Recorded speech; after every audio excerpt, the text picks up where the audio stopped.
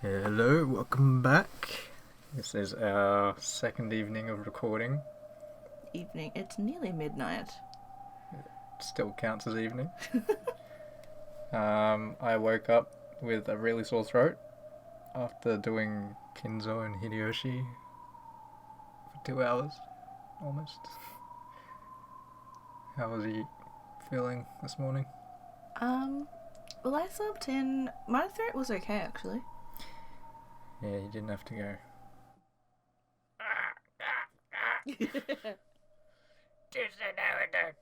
I think you had a lot more reading yesterday, though, than I did as well. I'd say it's about even. Like, if I didn't do narration, you would have had more. Because, remember, it started with you playing 2 characters? Oh, the Seven Sisters? No, the Beatrice is. True. Yes. I have the memory of a goldfish. It was late, we got tired. It'll probably happen again tonight, but we'll do our best. We're also trying not to wake up a baby, so. And everybody else in the house. Well, the baby's pretty far away, so he's not going to wake up. Yeah, true. I'm not sure how well I'm going to do Hideyoshi's voice. I really struggle with that. Like, I could handle Kinzo's better than Hideyoshi's. So I don't know. We might be changing voices all throughout. And just see how it goes. We'll do our best, but it won't be very good. We'll just say that. So I guess one thing I should ask. I was planning on asking this question at the end of episode 4, but I guess it might be a good point to ask now anyway. And that is, what is going on in this story? Oh, I have no idea. Like, I think because you had the I was gonna ask actually last night, but I forgot the vase where they were talking about the vase, like once it's broken, it's always broken, and that you can't actually restore it, only to a former memory. So I was like, is this like symbolic of what's happening to Battler and like the others? Like, if they're dead, is it just their fate to die and it's just being prolonged? Who knows? Could be. What about the elder looking Beatrice? Isn't that the normal Beatrice? The Or are you talking about the new Beatrice we met? new one we met in this episode. She didn't look old. I thought she was a totally different Beatrice. Well, I just assumed older because they have like grey, whitish hair. That means nothing. We're in an anime zone, so that's true technically, but For now, I'm just looking at her as an entirely different person. I did wonder whether it was Beatrice when she was younger, potentially, and sort of like how she became. Who was she talking to at the start of the episode? We don't know. Potentially, it would be Maria-chan. Maybe. It could be another witch. Okay, I'm not going to say anything. I don't know. I feel like you should know by now. It was kind of mentioned, but it's alright. That's okay. Remember, memory of a goldfish. We're here to just play through it at your pace. There's no rush, and if you don't pick up on things, that's fine. I more want you to be in it for the story. Okay. But if you can, like, sort of figure certain things out, I guess, on your own, that's great as well. Because that's part of the fun of at least the first 4 episodes. So? Well, I feel like I need more information to go on at the moment. Well, yeah. And I've forgotten all the information in episode 1 and 2. Yeah. We can go review over it, I guess. So technically, I think Ryukishi says that by the end of episode 4, you should be able to, like, piece this whole story together. Okay. So we're like halfway through. Yeah. Well, let's get started.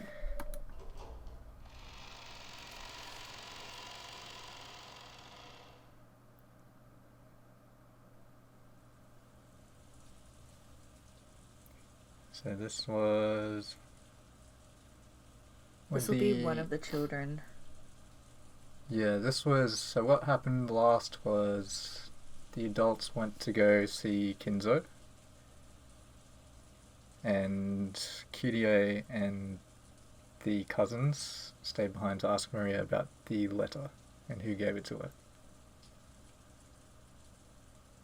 Yes. Back on track? Yeah, no, I'm good. Okay. Without even being allowed to wait for dessert, we were chased out of the room. I heard that, in the end, our parents were unable to get grandfather to respond. Well, I hate to say it, but I feel like giving grandfather a high five right now. He was probably pretty satisfied with how his strange letter had given his children a good shock, since they'd all been so infatuated with the inheritance problem while grandfather was still alive. Wait, he's dead? No, it's saying like while he's still here, kind of. Oh. I think that's what it's implying there. I also felt like our despicable parents had gotten what they deserved in all of this confusion. But I couldn't really say that I was feeling great. I felt all sulky. Apparently, grandfather hadn't seemed concerned with the whole thing, but he also hadn't denied anything about the letter either. When talking about the witch's letter, grandfather's name kept popping up. If grandfather knew that someone was stealing his name, then considering his character, he'd probably be mad with rage. But even though grandfather now knew the contents of that letter, he coldly ignored it. So, did that count as a silent yes? Aunt Ava and Dad were trying to interpret the letter in their favour, their greed clearly visible.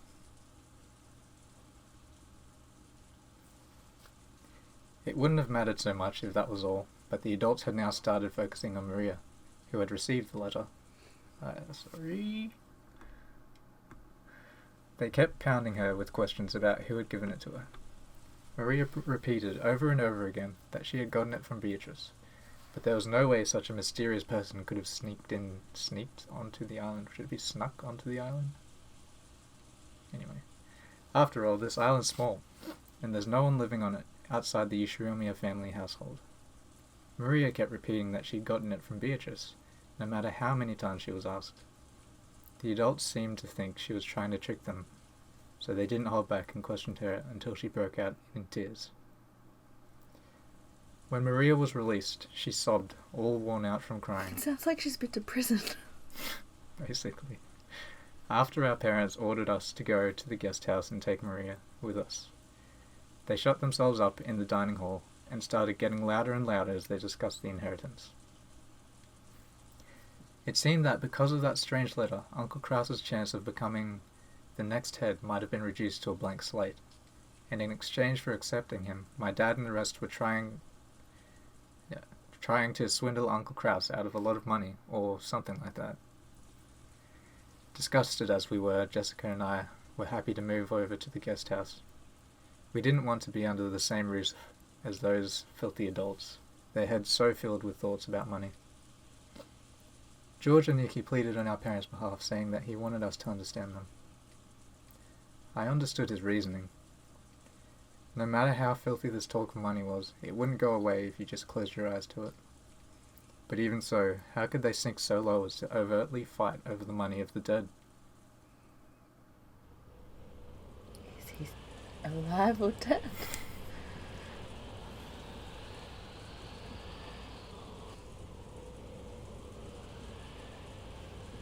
we are discussing inheritance.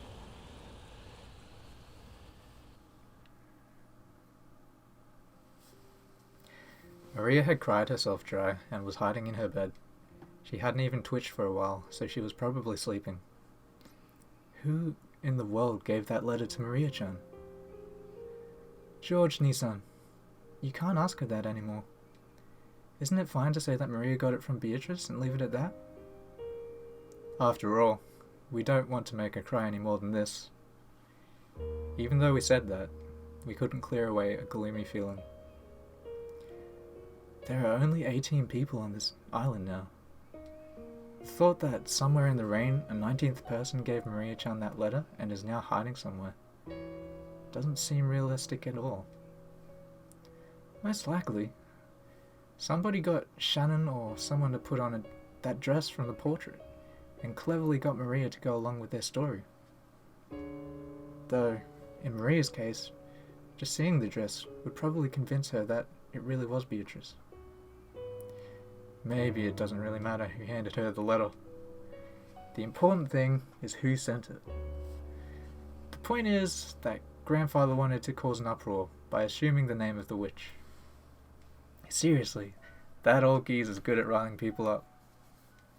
The most likely answer is that our occult-loving grandfather was playing around, handing the letter over to Maria, who shares the same hobby as he does, in such a dramatic way, though he failed to give any thought for what Maria would have to go through, making it a pretty dumb thing to do. Seriously, messing around with Maria's pure heart. It doesn't matter who handed over the letter. Maria says she got it from Beatrice, so let's treat it that way. I agree, let's do that. To Maria-chan, Beatrice is kind of like what Santa Claus is to most kids. Whether we're dealing with some non-existent 19th person or Santa Claus, as long as we all acknowledge them, they'll at least exist inside Maria. I see. Guess it can be important to lie to a child to protect their dreams. What's up, Jessica? Are you still angry? Jessica had her hand on her chin as though there was something that she just couldn't understand. When I called out to her, she came to her senses. Sorry. Well, actually, I was wondering if Maria might have actually met Beatrice. What do you mean by that? Are you saying there's a 19th person on this island? If you truly take Maria-chan's words to heart, then you would arrive at that answer.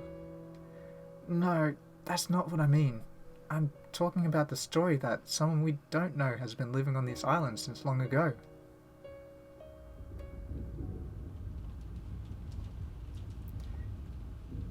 Living, you say? Where?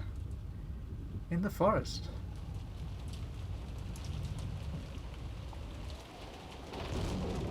Ooh. The atmosphere. I hope the rain picks up again.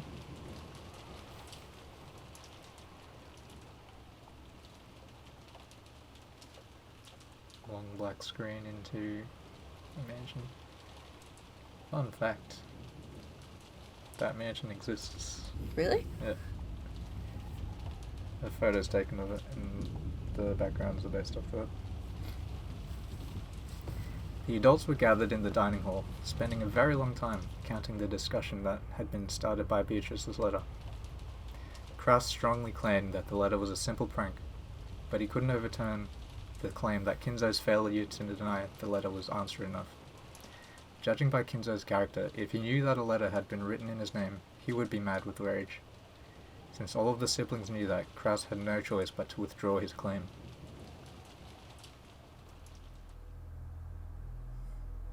Without even having to summarize it, the contents of the letter were simple. The person who could solve the witch's epitaph would receive the headship and assets. This did a lot of damage to Kraus, who had been sure that he would receive the headship, and was better news than the rest of them, who had already given up, could have hoped for. I don't know what I just wrote. Try it again. So, this did a lot of damage to Kraus, who had been sure that he would receive the headship, and was better news than the rest of them, who had already given up, could have hoped for. Oh, I understand it now, but that's a... interesting paragraph. However, there were some points that worried him. Then, the person who solved the epitaph was not limited to a member of the Ushiramiya family. Taken literally, anyone, no matter how doubtful their origin, might receive the headship. And furthermore, this meant there was a chance that all of the Ushiramiya family's assets would be stolen by some unknown person. In that sense, it was definitely not a situation where even the other siblings could afford to lower their guard. Had this letter come from an assassin sent by Kinzo, calling themselves Beatrice? Or was this the scheme of some unknown person trying to steal the Ushiramiya family's wealth? They still didn't know the truth. But they could say one thing for certain. Maria had received this problematic letter today on this island. In other words, someone planning something to do with that letter was on this island today. Had it been set up by Kinzo, one of the 4 siblings, or maybe some unknown person? No matter how much they suspected each other, they couldn't reach a conclusion. After getting tired of bickering with each other, they finally reached the extremely obvious conclusion that doubting each other was just a waste of time.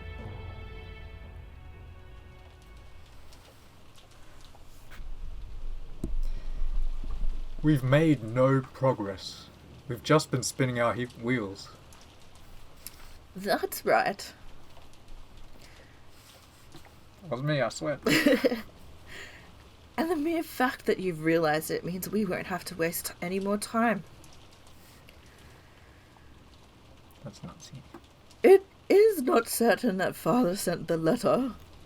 My husband is merely exasperated by your inability to hold a conversation. Who's unable to hold a conversation? You keep yelling at me every time I say something. Do you truly think that such shameful behaviour is fitting for a member of the Ushiramiya family? Would you give it a rest, Ava? You too, Natsuhi-san. That topic's finished for now. Shall we all cool our heads off for now? Take my character. Oh, that's true, it's you! You do it. You can take her if you want. No. I'm gonna struggle with the females. I'm anticipating an arguing scene between her and Maria. Shall we all cool our heads off for now? Oh my goodness. Let's have some cool drinks brought over. That sounds good. It would probably be wiser if we cooled our heads. Don't you want to take a short break too, dear? Aniki, looks like she's in a bad mood, so I'll pass on that break. But I agree about the cool drinks.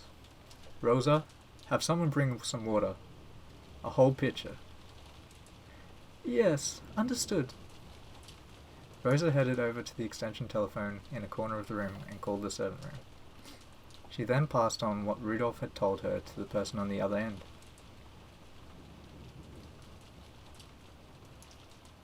The vicious bickering up until now vanished as though it had been a lie. That silence continued until Goda finished setting the table and retreated from the room. Is there anything else that you require? No. Please leave us. Yes. Then, if you will excuse me. If you need anything, call me at any time. Such a nice guy. After listening to the sound of Goda's footsteps disappear into the distance, everyone took a deep breath, and at the same time to break the tension. It sure is raining hard. I wonder if this 19th person is taking shelter in the Rose Garden Arbor about now. I wonder. They might be able to escape the rain there, but it would be quite cold. A mysterious 19th person as a visitor. Sounds pretty interesting. Just like a mystery novel. Normally, in that kind of story, it's a safe bet that the person doesn't exist. That one of us, a team, would be faking it. I suspect Genji and the others. Just as I thought, we should have fired all the servants of the One-Winged Eagle, no matter what excuses we had to make. Come now, don't say that. We must be grateful for their long years of service. Of course. We can't let our guard down. I'm sure you agree too, Nissan, that whether or not father was behind this, the person who handed Maria the letter was a servant. Indeed. In any event, we were all being friendly in our big happy circle until dinner, weren't we? All of the siblings have alibis. Only a servant could have handed Maria that letter. But all of the servants said that they were too busy with the bed making to have any spare time during which they could go to Maria in the rose garden. Hey, what are you trying to say then?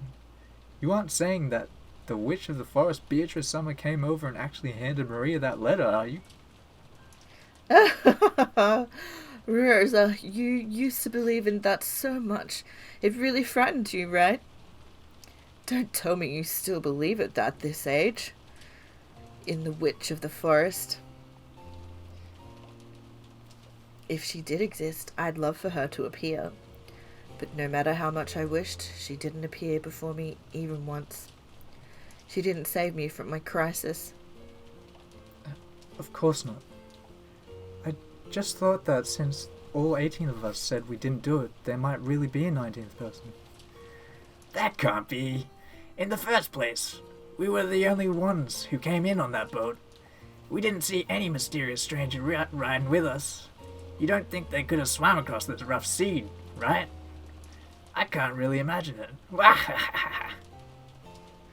Logically, that's true. It is difficult to imagine that there's a single hidden and uninvited guest on this isolated island. However, it looks like some of us still can't abandon the possibility completely, right?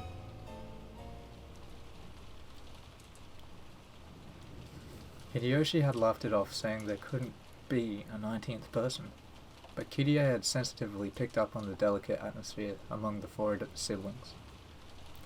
In a normal situation, there shouldn't have been any uninvited guests on this small, isolated island. How would they have come here, and from where, and where were they hiding?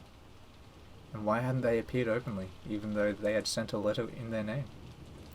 Nothing could explain that. But not only had the four siblings not joined in on Hideyoshi's laughing, they also seemed unable to completely deny in their hearts the possibility of a 19th person. Kirie-san, please don't misunderstand. It's not as though we believe in that fairy tale like Legend of the Witch. Is this another topic to insult father? Simply speaking of such a thing is a betrayal against him. I wonder. However, this is father we're talking about. It could be possible, right? I don't know anything. What's this? What's this? Why has everyone gotten so gloomy? What are you talking about? In short, the legend of the witch isn't a joke, but a fact? That's ridiculous. Of course, nobody believes in some witch riding a broom and flying in the sky. But the woman in that portrait, Beatrice, might really have existed on this island. Hideyoshi-san, it looks like we aren't talking about a witch, but something a little simpler. So it must be something like this. Everyone suspects that father had a mistress named Beatrice secretly living somewhere on this island. Is that it? Father was always exemplary at keeping strictly to the rules. It is completely inconceivable that he would bring something so filthy on this island. Natsuhi snapped at them immediately, but it looked like the four siblings, including Kraus, didn't agree. On the contrary, they appeared to think Kinzo wouldn't even have hesitated to do something like that. From the beginning, it had been whispered that Kinzo had built a mansion on this island specifically because of the existence of an entrancing mistress. I'm sorry, Natsuhi-san. I know how much you respect Dad, but that rumor started a long time ago. He handled the construction on this island entirely on his own.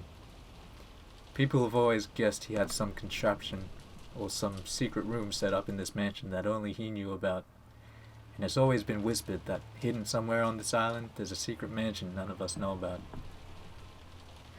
I see. This island might look small on a map, but it's quite large for just the Ushirimiya family to live on.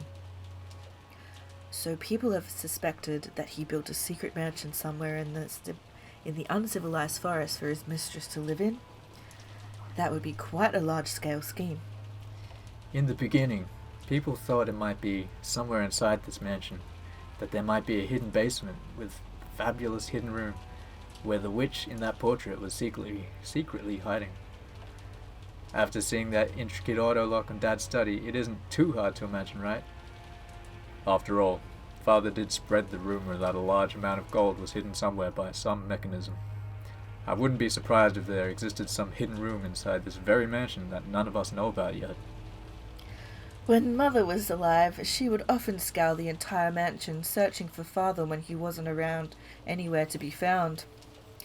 Mother also suspected what Rudolph just said. She believed that there was a hidden door or stairway somewhere, and that his blonde-haired mistress was hidden behind it. It's hard to believe, but there are some actual examples in other countries of people cheating with someone over a period of several decades by making them live in a hidden attic room. Furthermore, Kinzo had a mansion this extravagant. It was possible to suspect the existence of a hidden room.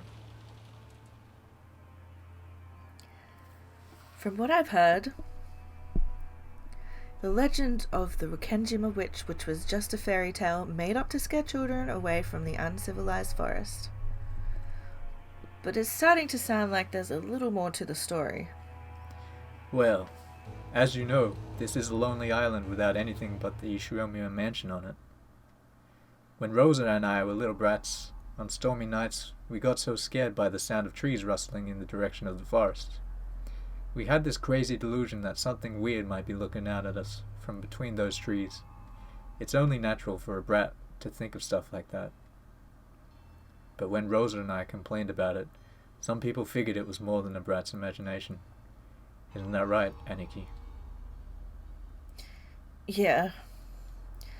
Nissan and I thought you might have coincidentally spotted Father's mistress, living in secrecy on the island, as she went out for a walk when no one was looking. Of course, Mother felt the same. Even among the older servants, you often heard that ghost story about how the witch of the portrait wanders the mansion at midnight. Outwardly, I laughed it off as just a ghost story, but on the inside, I suspected very much that it hinted at the existence of a hidden mistress. In that case, you're saying that the existence of a 19th person might not be completely ridiculous? That they might actually be somewhere around here? Sounds like one of those devil's proofs Rudolph always talking about. It might be possible to prove that there is a 19th person, but it's impossible to prove that a 19th person doesn't exist. Should we continue this discussion under the assumption that there's a person named Beatrice hiding somewhere on this island? That's a good plan from this perspective of risk management.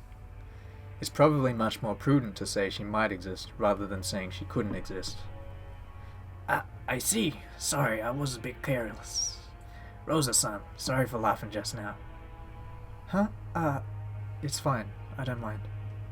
Hideyoshi apologized deeply for taking the worst-case scenario lightly, despite calling himself the president of the company.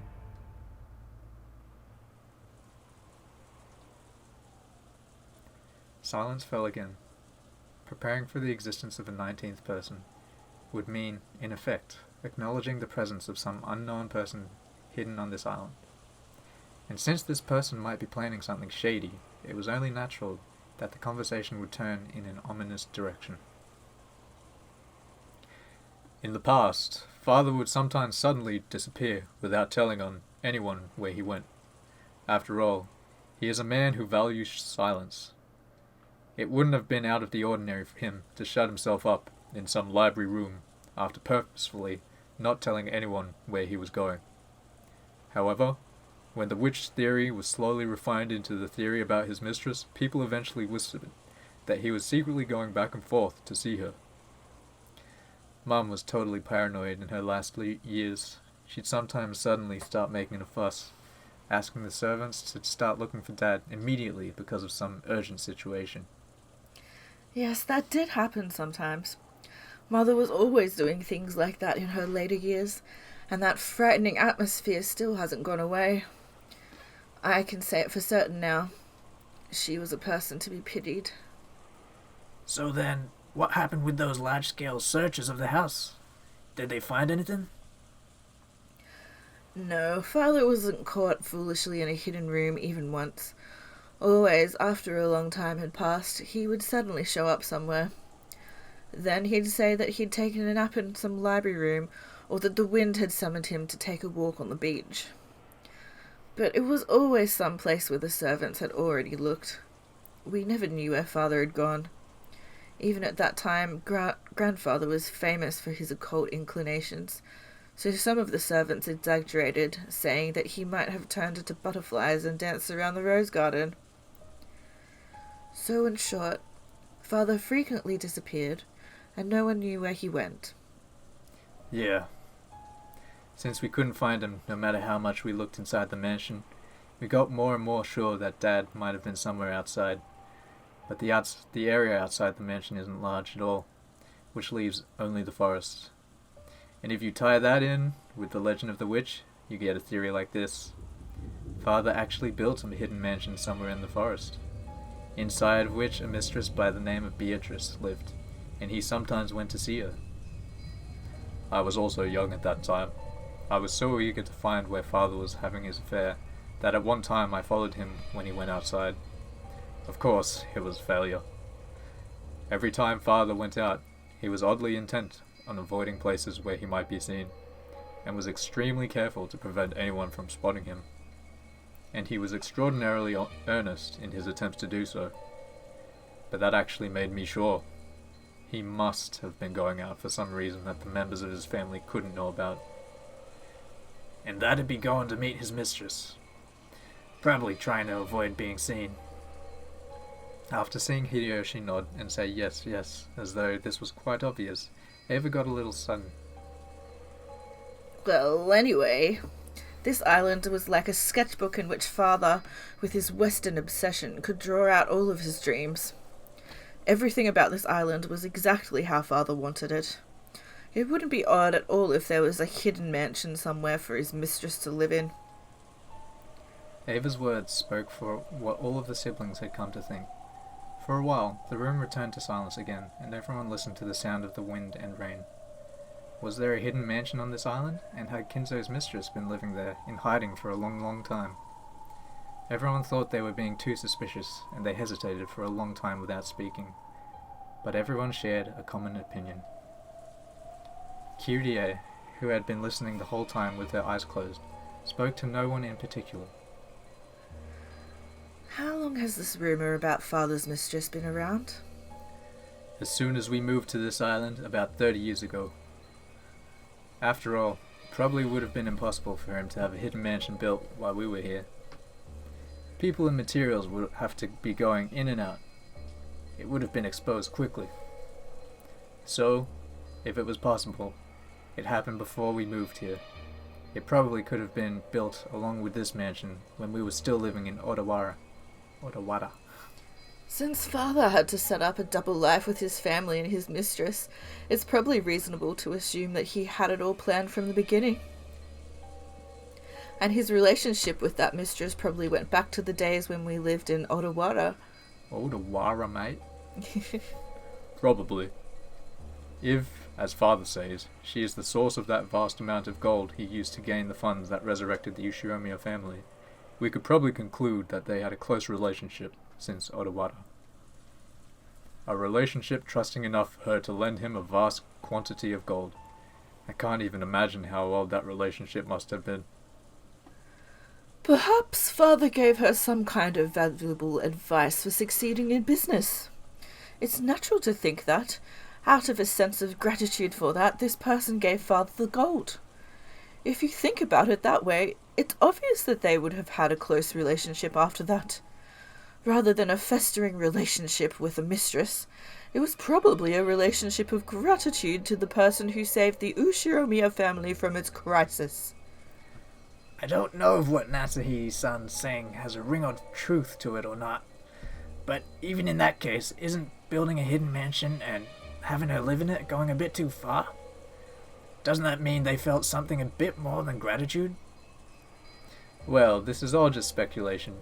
In the first place, no one's ever found that hidden mansion. Aniki, you were planning on expanding this island into a resort, right?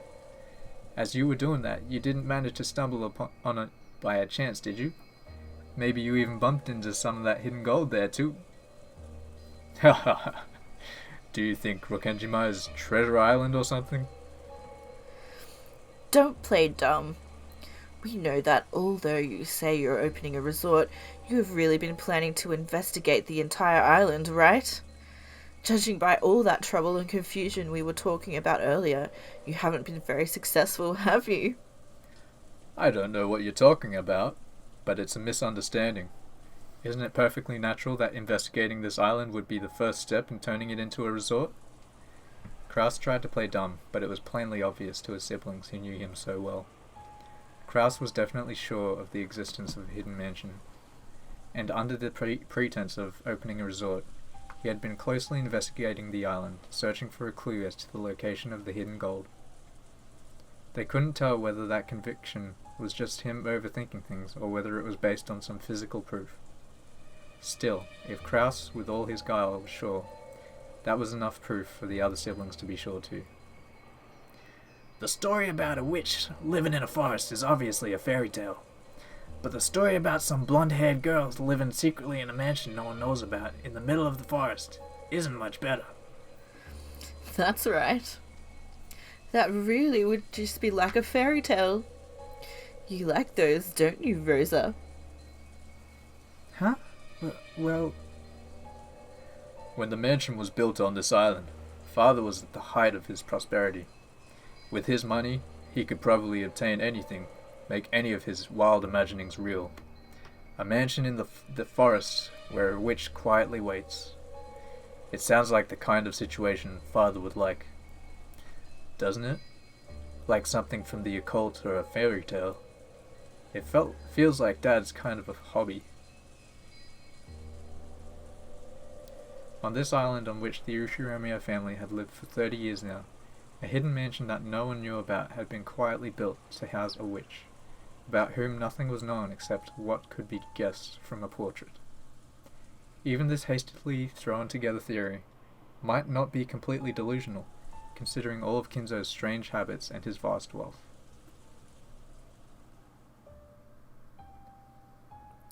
It might not have been impossible for Father to build a hidden mansion to satisfy his dreams. However, let's be realistic. Would it be possible to house his beloved woman in that hidden mansion for decades without it becoming inconvenient? Well, if there was love, it could have been doable, right? Think of the facilities needed to let his beloved woman live healthily, and in a way that would satisfy Father. For example, even if it was on a small scale, it would have to be an intricate and pleasant residence. And it would probably need to have electricity, gas, and running water maintained, as well as some people to see to her needs. Even cooking would be quite difficult. She would need clothes and makeup, the daily necessities. The needs of a woman aren't simple. Would it be possible to maintain all of that without any of the family or the servants noticing? When you say it that way, it sure sounds like a weak point in our theory. But that isn't going to get rid of my feeling that Dad might have been able to do it anyway. After all, it's Dad we're talking about. That's right. It's our father. If Father wanted to succeed in an endeavour, he would succeed no matter what. Saying that something would be difficult for a normal person and therefore impossible doesn't apply when it comes to Father. Indeed. You should never underestimate Father. Father's madness can't be understood by normal people. I wouldn't put it past that Kinzo. As long as you stick to this phrase, a considerable amount of credibility can dwell in any absurd story. However, that didn't cause the importance of what Kyrie had said to waver. This was different from stealthily raising a kitten in a cardboard box and keeping it secret from your parents. Taking care of a person in secret over a period of 30 years would be an incalculably massive task. After all, Father's legend of the gold started before he gained possession of Rokenjima. That'd mean his relationship with this mistress was over 30 years long. How old would that make her? In the worst case, she could be as old as us, or older, right? By that age, the body starts to break down. I don't care what the mansion's like. I wouldn't use the word agreeable to describe living in a place where people's eyes can't reach. Almost like she was under house arrest. That's right. If what Father told us about Beatrice is true, then that relationship has lasted for over 30 years. She might have been a charming young woman at that time, but it probably makes sense to assume she's an old bag like us now. I can easily imagine that, given the contents of that letter. You should talk. Kraus laughed as if none of this applied to him. Of course, Ava was offended, but she didn't strike back. Quit it, Aniki. So, if everything we're talking about's true, then we should be joining in on Dad's inheritance problem, with her head held high. Oh, she should be, yeah. After all, there's a good chance their love was mutual, unlike with Mum.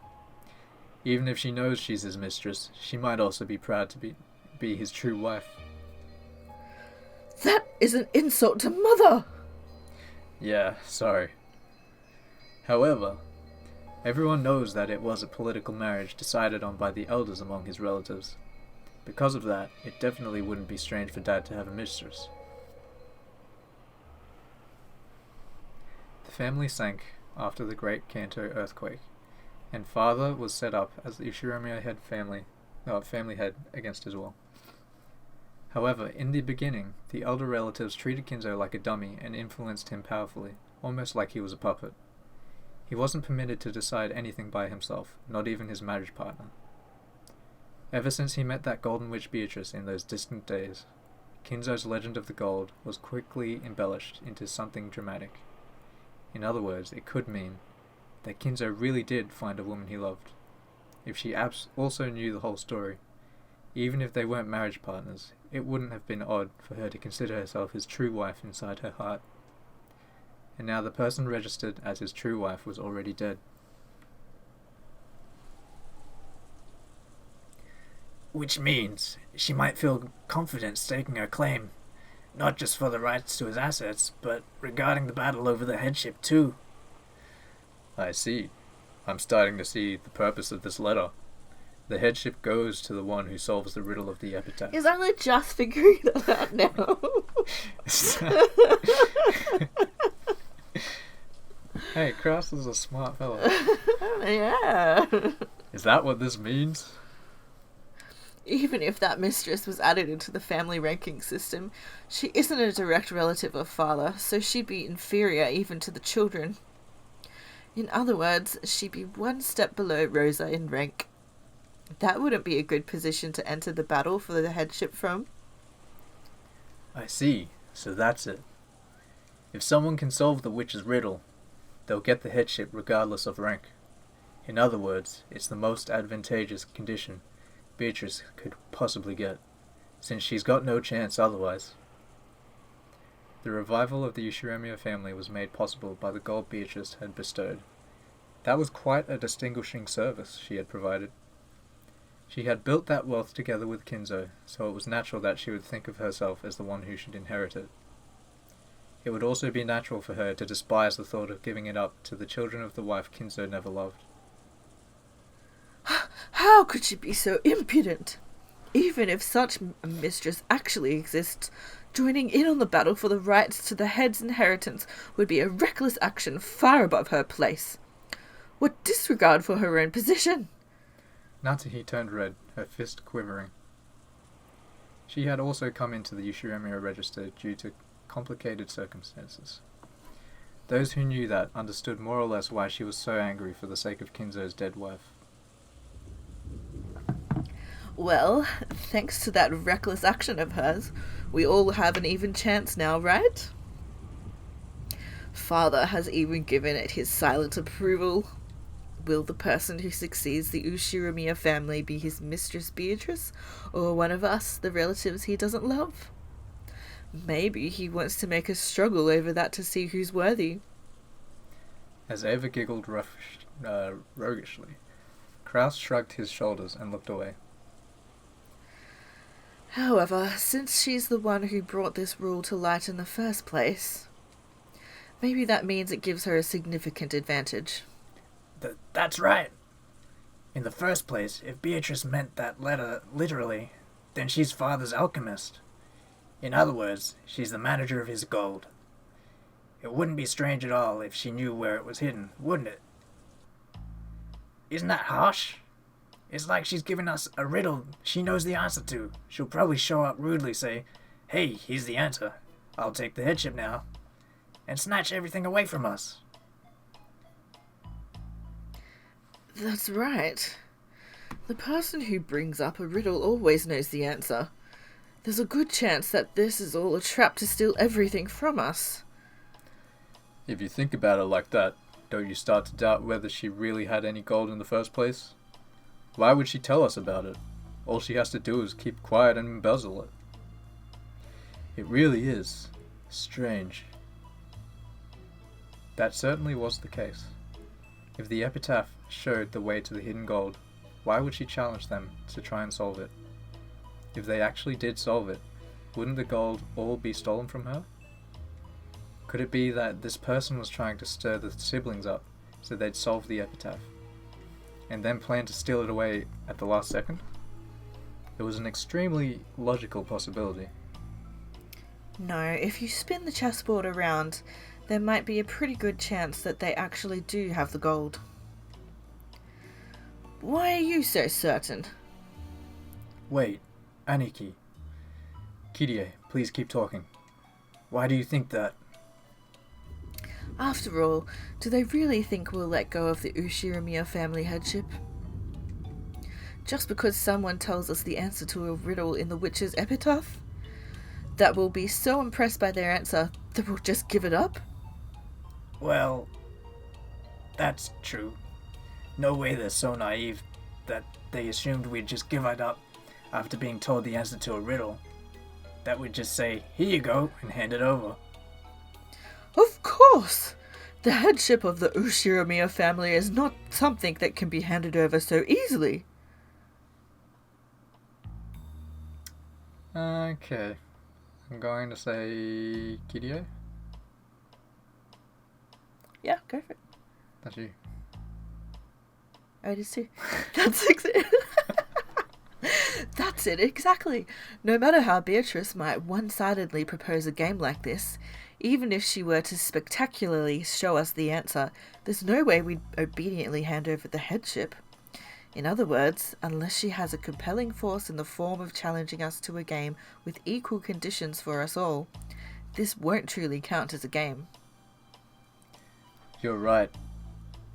Unless the losers have no choice but to give up on the headship because of a compelling force, this won't really count as a game. And what might this compelling force be? Would they bind us in chains and threaten us into handing over the headship? I see, I get it. They just have to do something to make us want to give up the headship willingly. Yes, I see. To do that, Beatrice would have to own 10 tons of gold. I see, I get it too. In other words, it's a trade. Huh? What do you mean? A trade? Trade what? The Ushiramiya family headship for the hidden gold. Beatrice surely plans to tell us the location of the 10 tons of gold, and use that as a bribe to gain the Ushiramiya family headship. Ridiculous! They want to trade the headship of the glorious Ushiramiya family for money? That's blasphemy! Blasphemy against the Ushiramiya family! Oh, Natsuhi. Please, listen without getting mad. About how much wealth does this glorious Ushiramiya family have right now? Are we really that affluent? The definition of affluence is not dependent on property. It is about heart. Our financial situation has nothing to... Kraus interrupted Natsuhi as she started to go on and on emotionally. In this situation, the more she went on like that, the worse it would actually sound. You haven't seen Yu-Gi-Oh! Abridged series, have you? No, I haven't. It's like just people parodying Yu-Gi-Oh! Pretty much the whole series. Do you remember Mokuba? Kaiba's brother? Little brother? Very vaguely. Yeah. In that, every time he speaks, someone's just like, shut up, Mokuba. Hey, big brother, can I watch SpongeBob? Shut up, Mokuba. I feel like that's Natsuhi. Actually, I might have seen like little snippets of it actually. Yeah, I used to watch it a bit. Me aside, I hear your current situations are quite unfavorable. Oh, really? I've heard that your financial situation's really bad too. Offering up more and more as collateral for new money to gamble with. Repeatedly dabbling in new gambles, unable to accept your losses. If we count what's going on behind the scenes, you're in even bigger financial straits than the rest of us. Just how much money have you lost, Nissan? You have no talent. Who are you saying has no talent? And what do you mean? Financial straits? Natsuhi became indignant once more, but Kraus raised his hand again and interrupted him. Shut up, Natsuhi. It seems you are making a small mistake. Business is not something that can be judged based on current progress alone. For someone with a long-term outlook on business such as myself, it may sometimes appear at a glance that I have suffered significant short-term losses. Aniki, we've been collecting evidence. Your position right now isn't one to be proud of. So this is what Kirie is trying to say. Every one of us has got money trouble, and Beatrice has 10 tons of gold. As the only person who knows the location of the 10 tons of gold, Beatrice is planning on using it to force us to sell the headship. About how much is 10 tons of gold worth? At a rough estimate, let's say 2 billion yen? No, 20 billion yen. With that much piled up, we'd be ecstatic to accept her as the successor.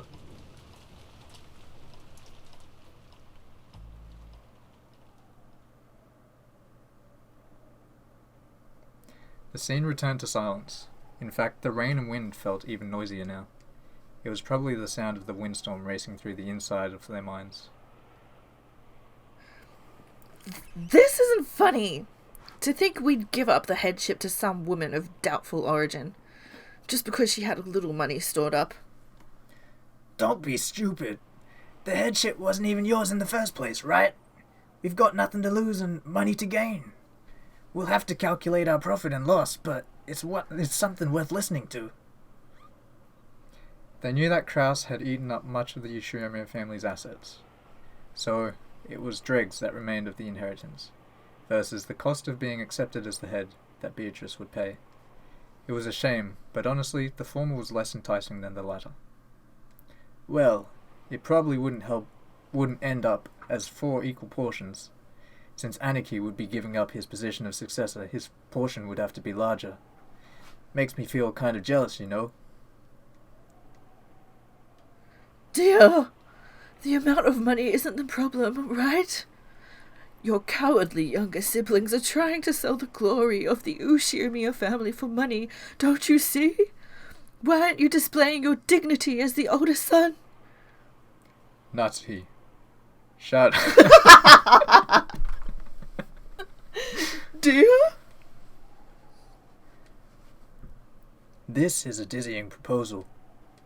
We were planning on getting 250 million yen out of Aniki. If the witch treats us with 10% of those 10 tons, That's 2 billion. yeah. That'd mean she's treating us with 10 times our original goal. That alone would be more than enough for us. It's not like I've got any attachment to the Ushiomi name. I'd be happy to sell it off. Even if 10 tons is a slightly optimistic figure, yes, it'd still be a fascinating prospect for us. I think that's still you. I'm pretty sure she. We were trying to form an alliance among the siblings to kick this outsider called Beatrice out. But if this is her plan, it'll tear apart the unity between us. Yeah, by this point we can state it clearly. The goal of Beatrice's letter was to disturb our alliance.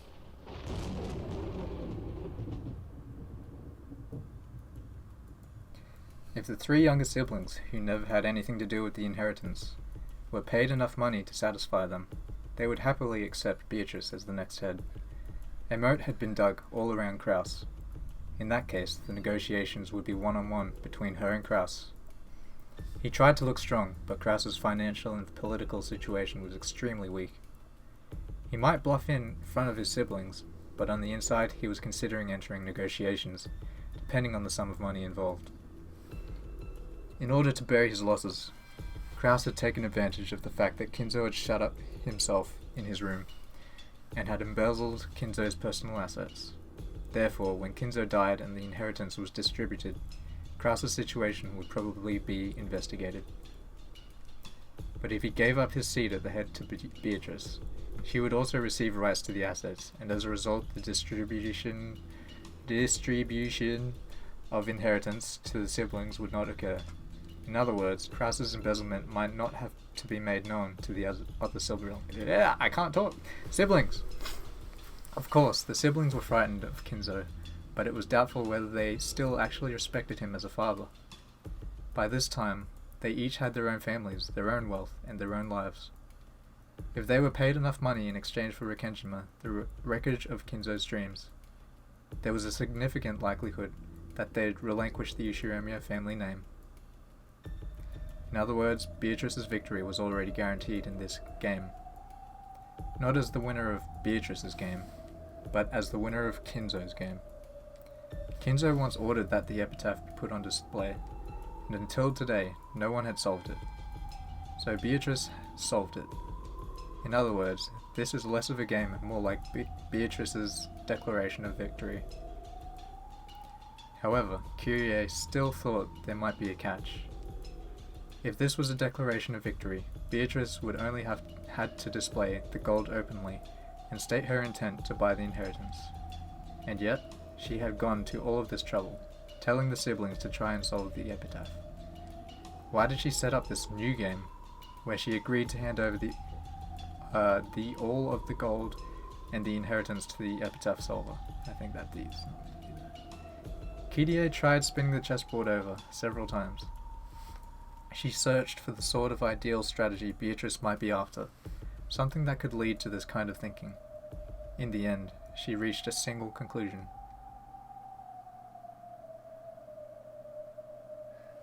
Could it be arrogance? Or maybe she's playing? What are you talking about? The witch sent us a letter of challenge, forcing us to try and solve the epitaph. She might be taking us lightly, thinking we could never solve it. However, at the very least, there ought to be an extremely small chance that we do solve it. After all, we have her for our father's children by blood, right? Have here. Maybe it's supposed to be after all, we have here four fathers. four of... It's alright. The questioner called together 4 blood relatives who, if they tried frantically to work together and avoid having those assets stolen from them, might come across the answer of the riddle by chance. The reason the witch had a superior position in negotiations compared to the siblings was that only she knew the location of the hidden gold. But if that hiding place was exposed to someone other than her, the witch's advantage would crumble. In short, Beatrice gains nothing but risk by writing this witch's letter of challenge. Of course, it might have had the effect of splitting apart the siblings' alliance, but if that was her only goal, why would she take this risk, however slight it might be? That seems reckless to me. But if we keep in mind a certain type of emotion, that risk becomes comprehensible. And you're saying it's arrogance? Yes, that's right. When people have an overwhelming advantage, they tend to get arrogant. And when they do, they want to show off that advantage to the losers so they sometimes take on small risks. A moderate amount of risks adds little spice to the joy of victory. It'd be boring to win without any risk. It's like when I let you win in a round in a fighting game or something. Shh, don't tell me that! I know you did it too. Does that mean all the times at Smash when I get you off the edge? No, No, my dream shattered. You've beaten me a few times fairly. That was like, if I don't know. Sometimes you beat me, sometimes I've like screwed myself up. Yes. And I will take advantage of that situation. No. I understand. I like that kind of thing too. Yeah, I understand it well. I thought of a few plausible explanations for the true motive behind Beatrice's letter, but I think this really might be the truth. The emotion hidden behind that letter was arrogance. Arrogance. Okay. She's trying to throw her weight around, looking down on us, as if there's no way we could figure out such a difficult epitaph. It might even be possible, if surprising, that the epitaph wasn't written by Father, but by her. Sounds great. Solve the riddle of the epitaph, she says. If only I solved it, I would be made the head, right? I'll solve it. I'll accept the witch's challenge, as if those other idiot siblings could solve it. I'll solve it by myself, and then I'll prove that I'm the one who's fit to succeed the Ushiromiya family. I'll take that challenge. I will. Solve the riddle.